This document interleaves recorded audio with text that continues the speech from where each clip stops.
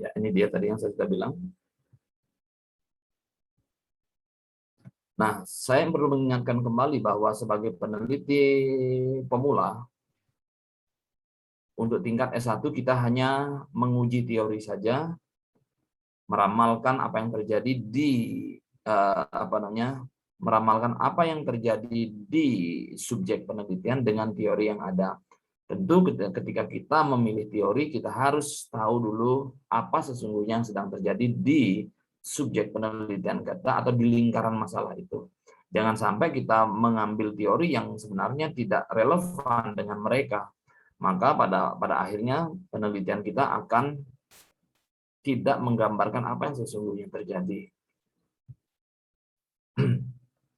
Nah, terkait dengan penelitian kita menguji teori, maka Bapak Ibu sebagai peneliti harus memilih satu teori yang relevan, yang cocok untuk memprediksi apa yang terjadi di lingkaran masalah itu, di orang-orang yang terlibat dalam lingkaran masalah tersebut. Gitu. Nah, apakah jadi pada penulisannya kita tetap misalkan seperti ini yang saya jelaskan tadi malam, Pak Wayan ini misalkan memiliki 4 hal yang berkaitan dengan pola asuh demokratis. Kemudian ternyata teorinya Pak Wayan ini juga didukung, salah satu poinnya itu didukung oleh Johan. Jadi kita boleh menuliskan ini bahwa teori ini didukung oleh atau selaras dengan atau Johan juga sependapat dengan Wayan gitu. Tetapi pertanyaan saya yang belum saya sempat jelaskan tadi malam, kalau seandainya ada yang bertentangan dengan teorinya Wayan, misalkan terkait memberi ruang berpendapat, misalkan ternyata ada yang memang seharusnya dalam demokrasi ada kebebasan, tetapi tidak memberi ruang secara berlebihan dalam berpendapat, misalnya seperti itu, kan agak sedikit berbeda maknanya. Apakah boleh kita mencantumkan atau memasukkan itu di dalam kerangka teori kita, di dalam uraian teori kita? Kalau menurut saya sih boleh-boleh aja untuk referensi kita sih Pak, untuk mencari perbandingan itu. Ya, tetapi kita boleh mengkontraskan teorinya Wayan dengan teorinya Ketut misalkan. Tetapi Bapak Ibu harus tetap pada teori ini. Jangan kemudian mengambil pohon teorinya Wayan, kemudian ketika mengkontraskan Bapak Ibu berpihak kepada teorinya Ketut. Gitu. Jadi seharusnya yang diuraikan adalah perbedaannya itu di mana, sudut pandangnya di mana, kemudian pada akhirnya peneliti itu menetapkan bahwa teori yang dianut oleh peneliti adalah teorinya Wayan.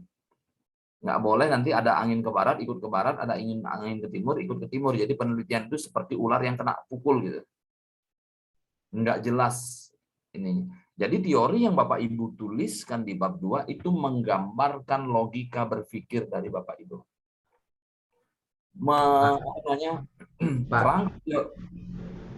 Sorry motong Pak. Tapi kalau kayak gitu bukannya kontraproduktif tuh Pak? Tetap kalau kita pakai misalnya pendapat kayak teorinya Wayan itu, mending nggak usah kita pakai teorinya Ketut.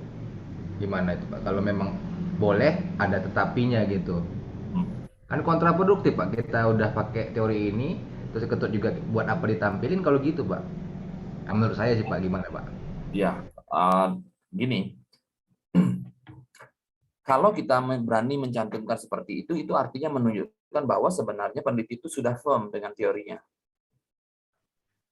Ketika nanti suatu saat ada orang yang mengcounter penelitiannya dari Bapak dan Ibu, seharusnya teorinya nggak begini gitu. Kalau ada orang mengcounter seperti itu, maka sebenarnya Bapak Ibu sudah menjelaskan terlebih dahulu dalam bab 2-nya. Dengan alasan-alasan logis yang menetapkan bahwa kenapa peneliti menetapkan memilih ini. Karena ini secara teoritis dan lain sebagainya memang ini yang lebih cocok. Jadi tidak ada di situ kontraproduktif istilahnya. Justru itu kan menunjukkan keluasan penguasaan Bapak Ibu terhadap teori tertentu. Terima kasih Pak. Ya, sama-sama. Saya hanya mengingatkan kembali saja bahwa setiap uraian dalam bagian-bagian dari variabel penelitian Bapak Ibu itu harus disimpulkan di bagian akhirnya. Kesimpulan itulah yang disebut dengan konstruk teori. Nah, di Aesthetic Kingdom tidak menggunakan apa namanya istilahnya definisi teori dan definisi operasional. Kalau di kampus lain dia menggunakan definisi operasional. Definisi operasional itu lebih dijabarkan secara mendetail sehingga ketika Bapak Ibu nanti menurunkan yang disebut dengan kisi-kisi penelitian, kisi-kisi instrumen penelitian, itu sudah jelas diturunkan dari definisi operasionalnya. Jadi nanti saya tunjukkan, saya cari dulu ininya, contohnya, mudah-mudahan ketemu, supaya Bapak Ibu memahami. Saya coba cari dulu, mudah-mudahan data saya ada di sini. Jadi sebagai gambaran aja nanti, tetapi sebenarnya kalau Bapak Ibu mau menerapkan itu akan jauh lebih mudah. Walaupun nanti di batang tubuh penelitiannya Bapak Ibu, skripsi yang Bapak Ibu tulis tidak dicantumkan, tetapi ketika Bapak Ibu memilih hidden script yang Bapak Ibu gunakan untuk menolong Bapak dan Ibu menulis instrumen penelitiannya. Coba saya bukakan terlebih dahulu supaya Bapak Ibu bisa memahami. Nah, ada yang disebut dengan definisi konsep, ada yang disebut dengan definisi operasional. Misalkan begini, definisi yang disebut dengan self-efficacy itu adalah penilaian seorang terhadap kemampuannya mengorganisasi, melakukan suatu tugas, mencapai suatu tujuan. Kemudian kita bandingkan dengan dimensi kesulitan, kekuatan, dan generalitas. Jadi dimensi dari self-efficacy itu ada 3, yaitu kesulitan, kekuatan, dan generalitas. Nah, kita lihat sekarang definisi operasionalnya. Definisi operasionalnya dia sudah mencantumkan. Dia di sini mencantumkan kesulitan generalitas dengan indikatornya. Nah, ini dia sudah menyebutkan indikatornya. Indikatornya apa? 1, 2, 3, 4, 5, 6, 7, sampai dengan 9. Jadi dari ketiga tadi dimensi, generalitas, kesulitan, dan apa tadi yang satunya itu, dia sudah menjabarkan indikator itu. Nah, indikator inilah yang kemudian dijadikan dasar dalam mengembangkan mengembangkan instrumen penelitian. Nah, di sini sudah menyebutkan di bagian akhir.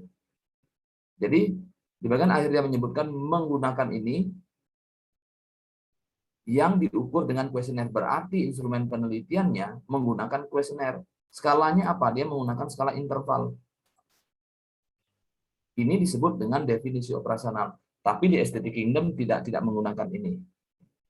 Tapi saya menyarankan Bapak Ibu jadikan ini hidden script aja buat Bapak Ibu sehingga memudahkan. Kita coba cek ya.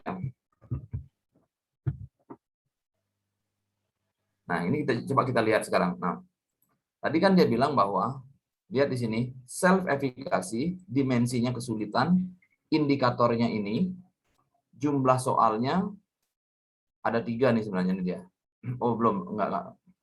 Jadi pada indikator ini jumlah soalnya ada 3, pernyataan positif dan pernyataan negatif.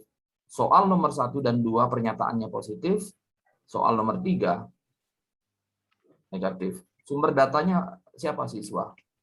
Skala yang digunakan apa? Skala rentangnya Likert. Jadi nah ini penting nanti ketika Bapak Ibu mengembangkan instrumen penelitian, buatlah kisi-kisi semacam ini. Sehingga tidak bergerak sporadis, kemudian juga mempertimbangkan bahwa keterwakilan dari setiap indikator. Misalkan seperti ini. Ini dengan ini kurang lebih dia hampir mendekati. Di sini 3, di sini 5. Kemudian di sini juga 5, di sini juga 5. Seperti itu. Diatur 4, kemudian di sini 5, di sini 3. Jadi enak nanti ketika Bapak Ibu membuat pernyataan juga sedang ikuti di sini. Pertanyaannya ini dasarnya, kemudian soalnya ada 3 yang ditanyakan. Seperti itu. Nah, itu fungsinya konstruk teori. Saya back dulu.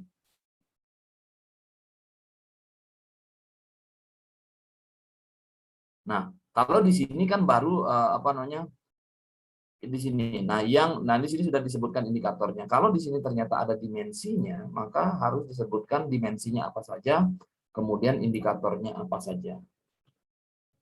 Jadi enak Bapak Ibu, gampang nanti ketika menulis.